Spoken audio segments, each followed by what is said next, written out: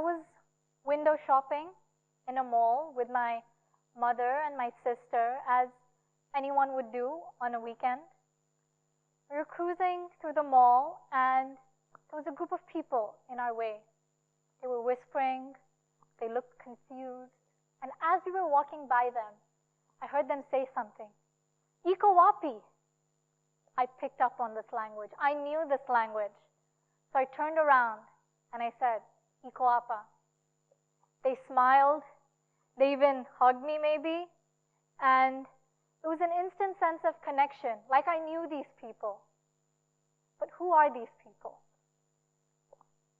In order for me to get into that, I need to tell you a little bit about myself. Hello, my name is Saniya Prabhu. I was born in Dubai, and I lived there for 3 years, where I attended 2 schools, New Dubai Nursery and Kindergarten Starters. After which, we made our first move to Dar es Salaam, Tanzania, on the eastern peninsula of Africa. We stayed there another 3 years, and there I attended 2 schools, Academic International and Dar es Salaam International Academy. And then we moved again, back home, as my mom said, back to India. All right, we came back to India. We lived here 2.5 years, and here I attended 1 school, Delhi Public School. Not long, we moved yet again to Kampala, Uganda, the land of the 7 hills and the sweetest pineapples, as my dad said. And there I attended 1 school, Ambrose Lee International School. And then we moved yet again, but this move felt different because we were going back to Dar es Salaam, Tanzania, a place that I've already lived in, a school that I've already attended. But as we know life, nothing was the same when I went back.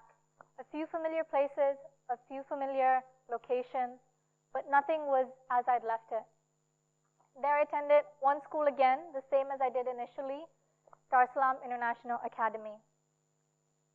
And then we moved again, back to India, back home again, where I've lived for the last 4 years, attending Canadian International School. And as I graduate in May of this year, possibly another move when I go to university. That about sums my eventful life in capsule. If you have not already gotten the chance to look behind me, these are some of the adventures that I've been on, places I've traveled to, but emphasis on some. I wish I could have put in so many other pictures of so many other places that I've been to, but I don't know, just didn't feel right. These are some of the most important places that I've been to. Now, that those introductions have been made, put yourself in my shoes. If someone were to come up and ask you, Saniya, where are you from? What do you say? But the first question is, what are they expecting you to say? I'm from India, but I've lived outside. Not quite. Now think about the benefits that I've had from living in all these different places. The concept and idea of this is exactly what I'll be exploring. The advantages and maybe disadvantages, which I highly doubt, of being a tri-cultured kid, and how I've learned to adapt to these new places that I've lived in. I speak various languages. I speak English, Hindi, Kannada, Konkani, Kiswahili, French, and now even a little bit of Spanish. Food at home is often a mixture, whether it be dal chawal or rice and lentils from India, wali marage, which is rice and beans from Tanzania, or maybe even pizza and pasta, that's from Italy, where I'd love to go to maybe one day. But here's the key. How do we eat these different foods every day? How is my language a mixture of 2, 3, maybe even 4 languages? During Multicultural Day, in this very school a few years ago, people expected me to wear Indian clothes. Why? Because we're in India, I'm from India, I hold an Indian passport. But no, I thought that living in India or being here and immersing myself in this culture for the last at that time 3 years, was enough for me to associate with India. I wanted to carry a piece of Dar es Salaam with me. So I wore kanga, a traditional Tanzanian fabric. Even as I stand here before you today, my shoes, Tanzanian, my belt, also Tanzanian, but coming to you from an Indian school. The key to coming to terms with this is acceptance. Less adapting, but accepting first. I'm now very happy to tell people I'm a citizen of the world, and then if they're curious, I'll dive further into my story. I no longer feel comfortable just saying I'm from India, but I grew up in Tanzania.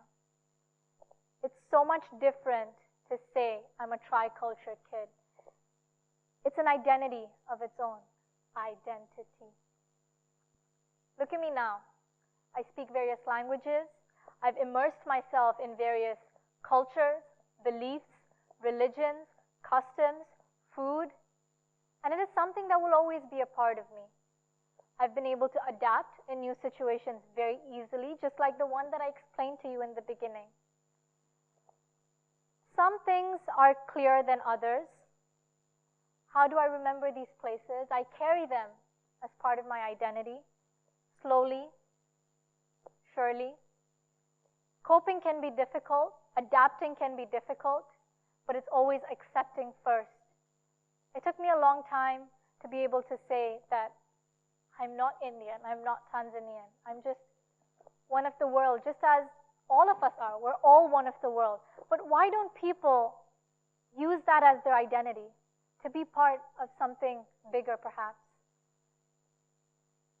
Maybe it's because they've lived in one place continually for their life. Not me. I'm happy to say that I've never lived in one place for more than 3.5, maybe 4 years.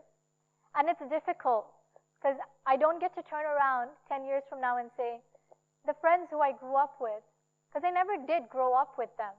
I was just with them for a short period. But I'll always be able to say that I have various sets of friends from different countries in the world. I have languages that I speak on a day-to-day basis with my mom, with my sister, and sometimes the Indian languages in India itself.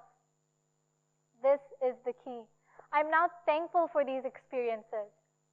I do not feel bad that I haven't been born and brought up in one place. I like being from different places. I like being a part of the world, as should you all.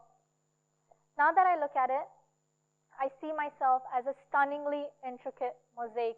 These identities, these languages, the food, the culture, the beliefs, the customs, the clothing, they're all part of the skin that I wear. I now have a newfound identity. I am a citizen of the world. Thank you.